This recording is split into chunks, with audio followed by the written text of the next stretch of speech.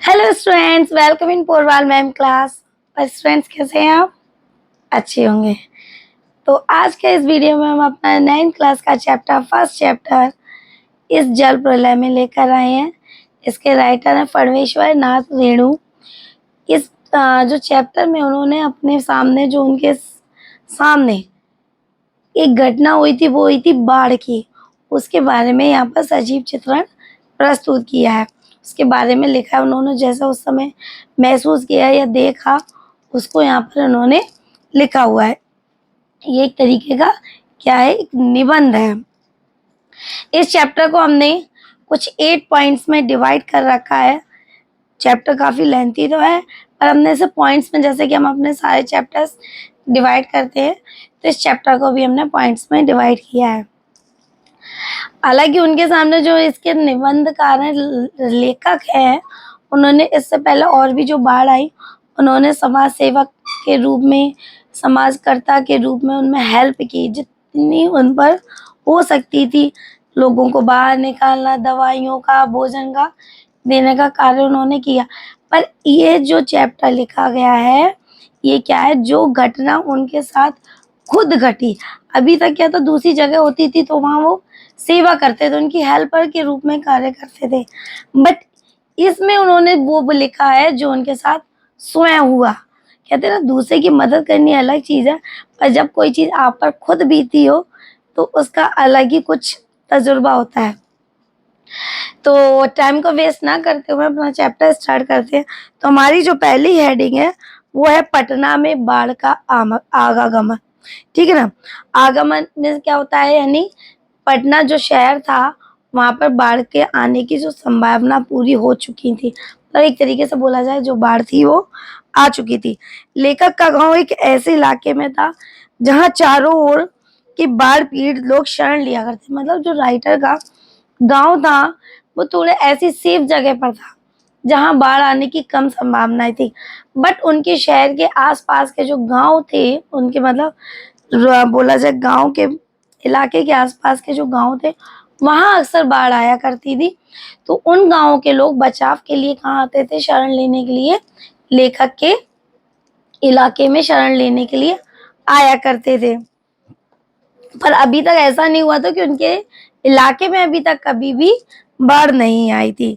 लेकिन यह इस बार क्या हुआ, लेखक ने ना तो तैरना जानता था और ना ही उसे बाढ़ के कहर का कभी भोग को उसने भोगा था कि बाढ़ होता क्या है। मतलब हेल्प, मैंने बोला ना कि वो हेल्पर के तौर पर तो उन्होंने कार्य किया, पर ये होता है क्या, आने पर क्या क्या विपदाएं, परेशानियां आती है, ये उनको इस चीज़ का उन्हें अनुभव नहीं था।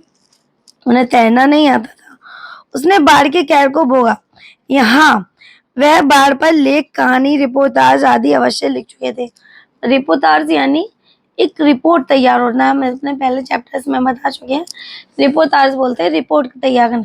जैसे हम कोई चीज़ को देखते हैं, उसके ऊपर एक रिपोर्ट करते हैं कि ये कार्य कब हुआ, कैसे हुआ, किसने किया, कितने बजे हुआ, तो एक रिपोर्ट तैयार करना। तो हाँ, उनके संग ये घटना घटी नहीं थी, बट एज ए हेल्पर उन्होंने इस तरीके से कई चीज़ें उन्होंने किया और उनके ऊपर लेख भी लिख रखे थे।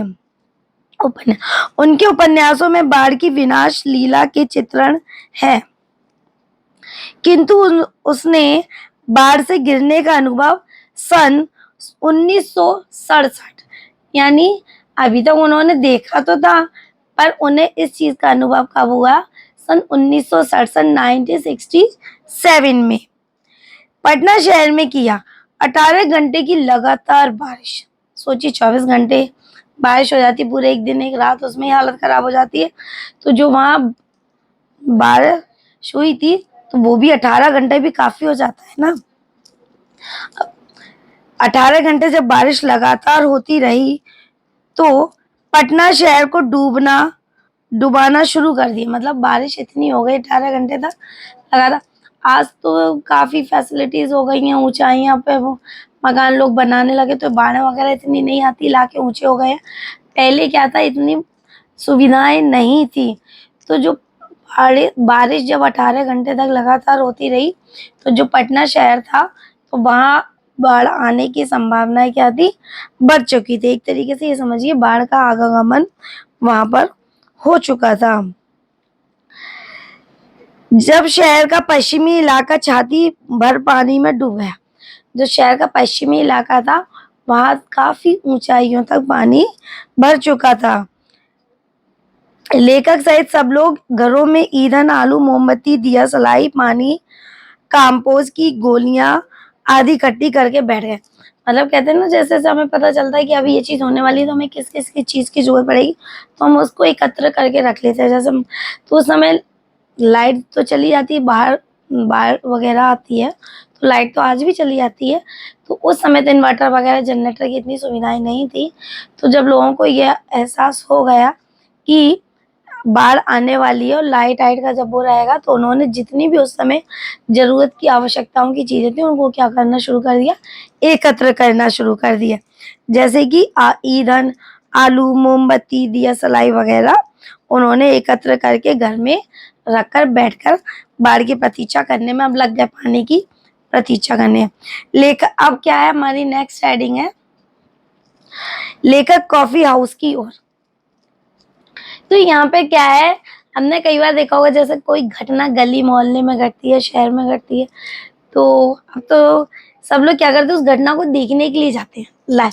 मतलब कहते हैं ना, किसी दूसरे से सुनते हैं तो हमारा भी मन करता है कि उस घटना को हम खुद की आंखों से देखें।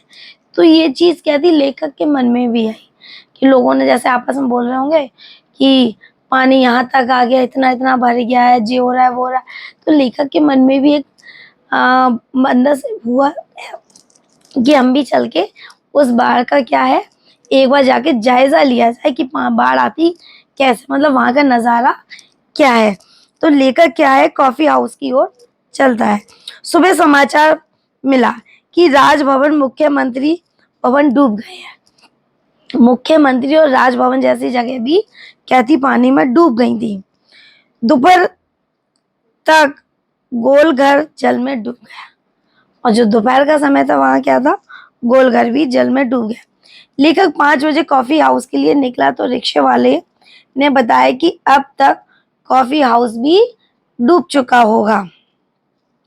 लेखक 5 बजे कॉफी हाउस के लिए निकला तो रिक्शा वाले ने बताया कि वो जब लेखक चाह रहा था कि कॉफी हाउस जाए और वहां के नज़ारे के लिए थोड़ा सा समाचार वगैरह पता चले कि क्या हो रहा है, क्योंकि पहले तो टीवी मोबाइल जैसी सुविधाएं नहीं थी, रेडियो चलते थे। तो वहां जायजा लेने के लिए वो निकला। तो एक रिक्शे वाले से बात होती है, तो रिक्शे वाला रिक्शा करते हैं जाने के लिए, तो रिक्शे वाला कहता है कि अब तो वहां तक भी पानी भर गया होगा, भर चुका होगा। लेकर फिर भी चलता गया पानी देखने के लिए। लोग अपने अपने वाहनों पर पानी देख देख कर लौट रहे थे। वे सभी अति उत्साह से सब कुछ डूबने की बातें कर रहे थे। सबकी जुबान पर यही शब्द थे, आ गया, घुस गया, डूब गया। यानी बहुत से लोग थे जिनके पास अपने अपने वाहन थे, वो नज़ारों को देख देख कर वापस लौट रहे थे और यही बात कर रहे थे कि पानी तो अब शहर में आ गया और हमारा शहर क्या है, गया, डूब गया। कॉफी हाउस बंद कर दिया गया था। सड़क के किनारे झागदार पानी सरकता चला आ रहा था। झागदार पानी यानी पानी जो बहता रहता तो उसमें झाग से उड़ाता है, तो जो था कॉफी हाउस बंद कर दिया गया था और झागदार जो जहाज वो सॉरी पानी था वो क्या था, गलियों में अब सड़कों पर दिखने लगा था, सड़क के किनारे। लेखक ने तुरंत रिक्शा रुकवाया। भीड़ में से आवाज आई, आगे पानी में करंट बहुत तेज है। लेखक ने रिक्शा अपना रुकवाया क्योंकि लोग चिल्ला रहे थे, आगे जाने के लिए मना कर रहे थे, क्योंकि आगे क्या था, एक खतरा था कि जो पानी है, पानी में करंट है, क्योंकि बिजली के तार टूट गए होंगे, ठीक है ना।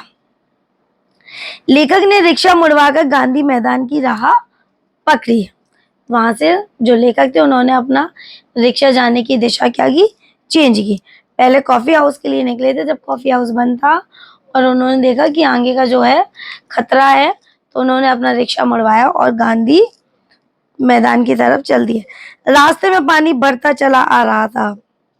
गांधी मैदान में रेलिंग के सहारे हजारों लोग ऐसी घनी भीड़ में जुटे थे जैसे वे दशहरे के दिन रामलीला कि रथ को खींचने के लिए जुटे हों। तो मतलब उस समय का जो नज़ारा था, लेखक बता रहे हैं कि इसमें कि उस समय का जो नज़ारा था कि लोग उस बाढ़ को देखने के लिए रेलिंग से ऐसे चिपके हुए थे, जैसे जब विजयदशमी का दिन होता है ना, जब रावण को मारा जाता है तो भगवान राम रथ में बैठकर आते हैं, तो लोग उस रथ को खींचते हैं। तो उसी प्रकार की भीड़ लगी हुई थी, जैसे बाकी के ये जो लोग हैं उस रथ को खींचने के कार्य करने के लिए यहाँ खड़े हुए हैं। अब हमारी यहाँ पर आती है तीसरी हेडिंग है भय और शोर का वातावरण। कौन सा? भय और शोर, क्योंकि अब पानी क्या था, शहर में आ चुका था, और जब शहर में पानी आ जाएगा तो इन लोगों के दिमाग में, मन में एक भय बैठेगा, और भय बैठेगा तो शोर तो नहीं होना है। धीरे धीरे हरियाली पानी में डूबती जा रही थी।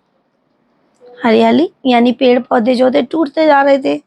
इस बीच एक गंवार मुस्तंडा बोला, यहाँ सब दानापुर डूब रहा था तो पिटनिया बाबू लोग उलट कर देखने भी नहीं आए। मतलब पिटनिया बाबू जो पीटने वाले लोग थे, पुलिस वगैरह के लिए कह रहा था। एक वहां पर जो आदमी था, मुस्तंडा सा गंवार, बोला कि जब यहाँ पर इतना पानी भर गया, लोग इतने परेशान हैं, तो पिटनिया जो लोग हैं वो देखने तक नहीं आए। अब बूझो, लेखक को लगा यह आम दुखी ग्रामीण के मन की स्वाभाविक प्रतिक्रिया। मतलब लेखक सोचने लगा कि जो व्यक्ति ऐसे बोल रहा है वो अपने मन का जो क्या है, दुख प्रकट कर रहा है। शाम के 7:30 बज चुके थे। अब पटना आकाशवाणी के समाचार प्रसारित हो रहा था रात के शाम के 7 बजे। पानी हमारे स्टूडियो की सीढ़ियों में तक पहुंच चुका है।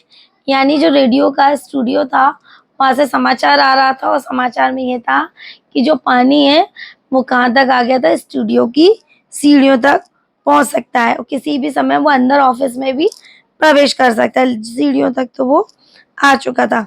लेखक का दिल दहल उठा, मित्र भी भयभीत हो उठा। उनके साथ जो उनका मित्र था वो भी डर गया, किंतु वे तुरंत ही संभल गए, क्योंकि उनके चारों ओर खड़े लोग परेशान नहीं थे। कहते हैं ना, हमें साथ वालों को देख के बड़ी हिम्मत मिलती है। लेखक और लेखक का दोस्त उस समय क्या थे, डर गए थे, पर उन्होंने जब अपने आसपास के लोगों को देखा तो वो उन्हें इतने निराश और डरे हुए नहीं लगे। तो लेखक का भी जो भय था वो थोड़ा कम हो गया, बल्कि उत्साहित और हो गया। हाँ, दुकानों में जरूर हड़बड़ी थी, इसलिए सामानों को ऊपर ले जाया गया। दुकानों में हड़बड़ी इसलिए थी क्योंकि जो दुकानों का सामान था वो क्या होता है, पानी के, बारिश के पानी से, बाढ़ के पानी से खराब हो जाता है, इसलिए उनको ये शोर शराबा जरूर मच रहा था। तो वो क्या कर रहे थे, अपने दुकान का सामान ऊपर की मंजिल में शिफ्ट कर रहे थे, सामान ऊपर। पान वालों की बिक्री अचानक बढ़ गई। पान वालों की बिक्री अचानक बढ़ गई। कैसे बढ़ गई? क्योंकि लोग, देखा होगा आपने, मोस्टली आदमी लोग जब भी लोग चर्चा करते हैं तो पान वगैरह या चाय की दुकानों पर ज्यादा करते हैं। तो लोग पान की दुकान, मसाले की दुकानों पर खड़े होकर चर्चा कर रहे थे, तो इससे क्या था, उनकी बिक्री बढ़ चुकी थी अचानक। इस भीड़ में केवल लेखक और उसका मित्र ही मायूस थे। मतलब जितनी वहां पर भीड़ पान वाले के पास खड़ी हुई थी, वहां पर सिर्फ लेखक और लेखक का मित्र थे, वही सिर्फ उदास दिखाई दे रहे थे। बाकी के जो लोग थे उनकी कायरता पे हंस रहे होंगे, हंस पड़े। वहां कोई घटना के बह जाने की, कोई ताश खेलने की, तो कोई इनकम टैक्स के छापे की बात कर रहे थे। बाकी के जितने लोग थे वो इस तरीके की कोई बात नहीं कर रहे थे। बाढ़ को लेके वो कौन सी बात कर रहे थे, इनकम टैक्स को लेके, ताश को खेलने की आदि बातें कर रहे थे। अब हमारा यहाँ पर चौथा पॉइंट है, बाढ़ से बचने की तैयारी। तो राजेंद्र नगर चौराहे के मैगजीन कॉर्नर पे पत्र पत्रिकाएं पहले की तरह बिछी हुई थी। जो वहां पर राजेंद्र नगर चौराहा था, वहां पर क्या है, मैगजीन की जो कॉर्नर, फुटपाथ पर बहुत सी बुक्स वगैरह मिलती हैं, तो वहां पर एक कॉर्नर था जहां पर मैगजीन मिलती थी। पत्र पत्रिकाएं पहले की तरह बिछी हुई थी आज भी। लेखक ने कुछ पत्रिकाएं खरीदी, मित्र को कहा, कल जो काम कम पानी में होगा वह अधिक पानी में गिरे मित्र की सहायता के लिए आएगा। मित्र को कहा, कल जो कम पानी में होगा वह अधिक गिरे पानी मित्र की सहायता के लिए आएगा। जनसंपर्क की गाड़ियां लाउड स्पीकर के ऐलान कर रही थी कि बाढ़ पानी रात के 12 बजे तक लोहानीपुर, कंकड़बाग और राजेंद्र नगर में घुस सकता है। वहां के गवर्नमेंट ने अनाउंसमेंट के लिए कुछ गाड़ियां लगवा दी थी जो बराबर लोगों को अवगत करा रही थी कि रात के 12 बजे तक जो बाढ़ का पानी है वो लोहानीपुर और कंकड़बाग और राजेंद्र नगर में घुस सकता है। ये अवगत कराया जा रहा था ताकि वहां के लोग जो निवासी हैं वो अपनी हिफाजत के तौर पर अपनी जो सुविधाएं होती हैं, आवश्यकताओं की जो जरूरत की चीजें होती है उनका इंतजाम कर ले और अपना बचाव कर सके। लेखक ने पत्नी से पूछा, गैस का क्या हाल है? पत्नी ने बताया कि 2 दिन तक ही चल पाएगा सिलेंडर। सारे राजेंद्र नगर में सावधान सावधान की ध्वनि गूंजने लगी। जब वो लेखक अपनी पत्नी से पूछते हैं कि घर में गैस का क्या हाल है, क्यों गैस खाने के लिए, जब बाहर बाढ़ होगी तो व्यवस्था खाने की तो कुछ मिलेगी नहीं, तो उन्होंने पूछा कि मतलब घर में गैस के लिए व्यवस्था है कि नहीं, तो पत्नी क्या जवाब देती है कि हाँ सिलेंडर जो है वो 2 दिन तक ही चल पाएगा। अब यहाँ पर क्या है, सारे राजेंद्र नगर निवासी जो कहाँ के थे वो राजेंद्र नगर के, तो राजेंद्र नगर निवास में पूरा मतलब इलाका था, वहां पर सावधान सावधान की ध्वनि गूंजने लगी। सारा शहर जगा हुआ है। पश्चिम की ओर से आवाजें आ रही थी। लगता है रात के 1-1:30 बजे तक पानी राजेंद्र नगर तक पहुंचेगा। लेखक को चाहकर भी नींद नहीं आती।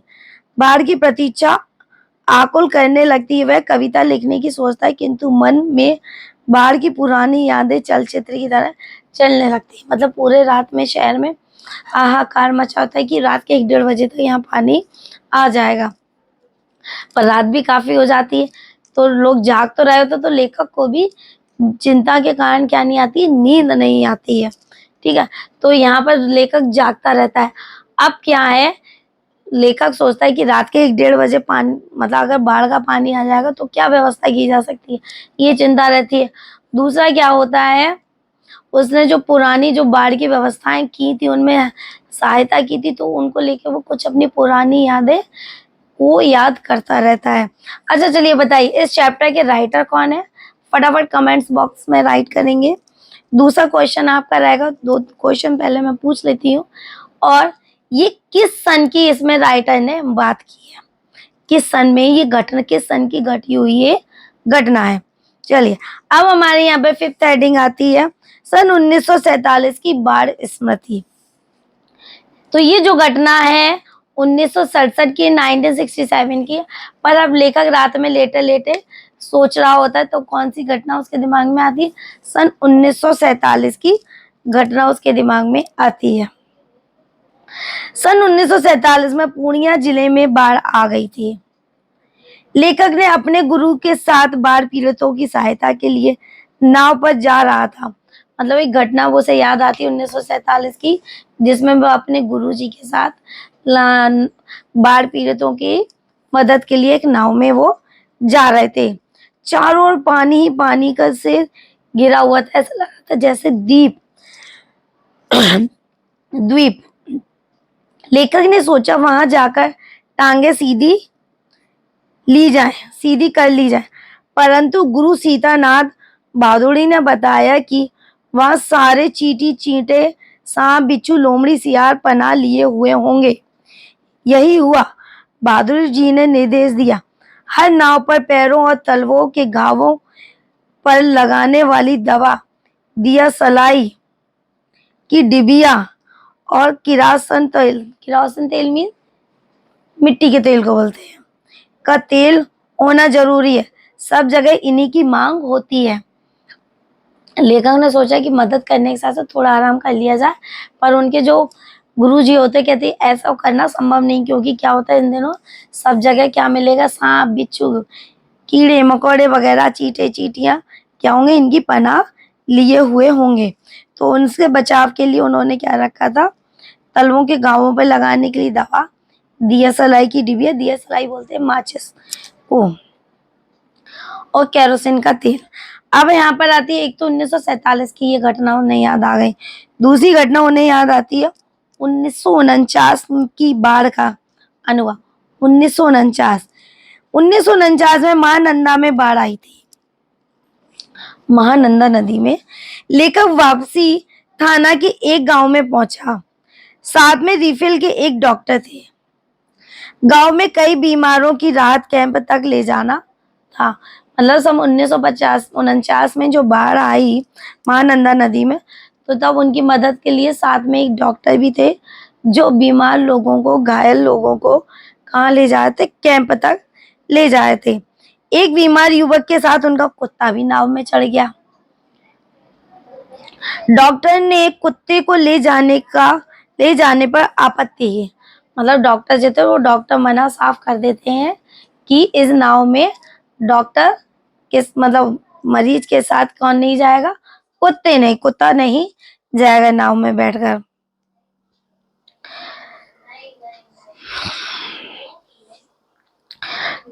बीमार नवयुवक कुत्ते के बिना कैंप जाने को तैयार नहीं था, पर उसका जो मालिक था बिना कुत्ते के वो कैंप में उसे जाने को मंजूर नहीं था जाना।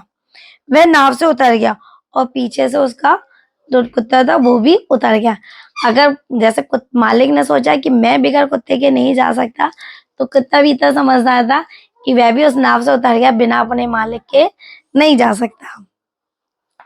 उन्हीं दिनों लेखक और उसके साथी मुसहरों की बस्ती में राहत बांटने लगे। लेखक और लेखक का जो दोस्त था वो बाढ़ पीड़ितों को राहत देने का कार्य वहां पर करने लगे। खबर मिली थी कि वे कई दिनों से मछली और चूहों को झुलसाकर खा रहे हैं, परंतु वहां पहुंचे तो ढोलक और मंजीरे की आवाज आ रही थी। स्टेज पर बलवाही नाच हो रहा था। नटुआ माई के जाती रूठी हुई धानी यानी कि पत्नी के हाव भाव दिखला रहा था। उसका घरवाला उसे मनाने में लगा हुआ था।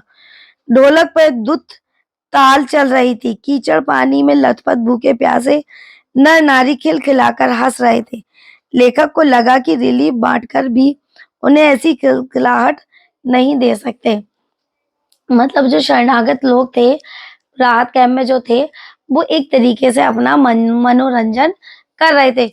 दुखी तो थे अंदर से सब, पर क्या था वहां आपस में सब अलग अलग जगह के लोग होते हुए भी आपस में मिलजुल कर वहां पे रह रहे थे और अपना मनोरंजन कर रहे थे।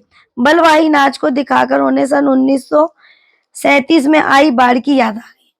मतलब पहले 1947, फिर 1949 और अब कौन सी याद आई, 1937। यानी इससे पता चलता है जो लेखक थे फणवेश्वर नाथ रेणु, उन्होंने कई बार बाढ़ पीड़ितों की मदद की है। इस बाढ़ में क्या था, उस समय लेखक बालचर था, वो होते ना स्काउटिंग वगैरह, मतलब पढ़ने के उसमें थे।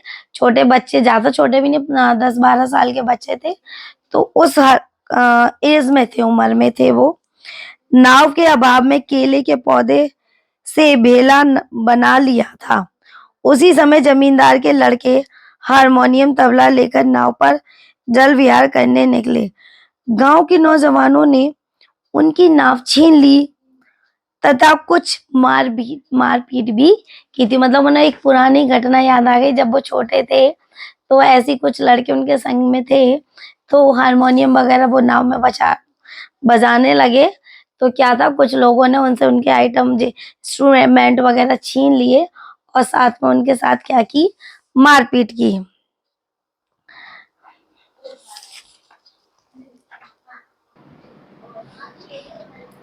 हाँ, हमारी लास्ट हेडिंग है बाढ़ का आना।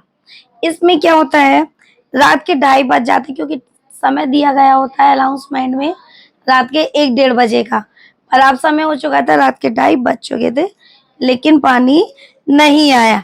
तो जो लेखक के मन में एक संभावना उड़ गई कि भगवान का कोई चमत्कार रहा होगा जिससे पानी उनके इलाके में नहीं आया। तो लेखक बड़ा खुश था उसके ये चमत्कार लग रहा था।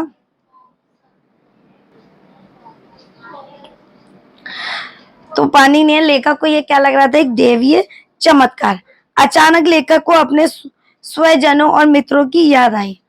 तो लेखक ने चलो रात के 2:30 बज चुके हैं तो अपने मित्र से कुछ लोगों से बात कर लें। तो लेखक क्या करता है, फोन मिलाता है, बट फोन मिलता नहीं है, फोन उठता नहीं है, बंद जाता है, क्योंकि पानी के लाइट तक की तो प्रॉब्लम रहती है, तो फोन के तो तार आप पूछो मत। मन में आया कि इस समय एक लेख लिखा जाए। लेखक थे तो लिखना तो उन्हें बहुत अच्छे से आता था, तो उन्होंने सोचा कि इसके ऊपर एक लेख लिखा जाए, इस घटना के ऊपर। परंतु लिखना उन्होंने सही नहीं समझा। अचानक उन्हें कुछ पुरानी यादें और आ गईं। पिछले साल अगस्त में छाती भर पानी भर आने पर रास्ते में खड़ी एक महिला, गर्भवती महिला स्त्री की मूर्ति मन में आ गई। मतलब जब पिछली बार कभी बाढ़ आई होगी तो उन्होंने एक गर्भवती महिला को रास्ते में खड़ा देखा होगा, जो कि पानी बहुत, तब भी बहुत ऊंचाई तक मतलब आ चुका था, काफी लेवल पे जो पानी का था वो बड़ा हुआ था। तो लेखक को वो समय याद आ जाता है, जो गाय की तरह ठोठो ठोठो कर निहार रही थी। ऐसे ही भेड़ों के झुंड की कल्पना करते करते लेखक की आंखें मुंद गई।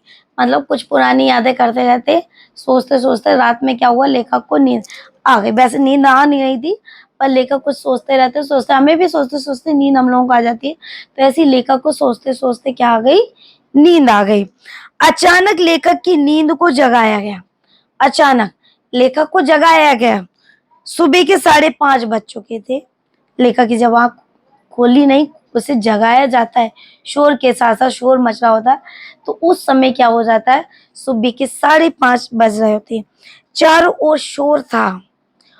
और रह लो, हे आ लो, हे पनिया, पनिया आ गए लो, ऐसे करके अपनी बिहारी के लोग तो थे, तो बिहारी भाषा में वो बोल रहे थे, अरे लो ए पनिया, पानी आ गए लो।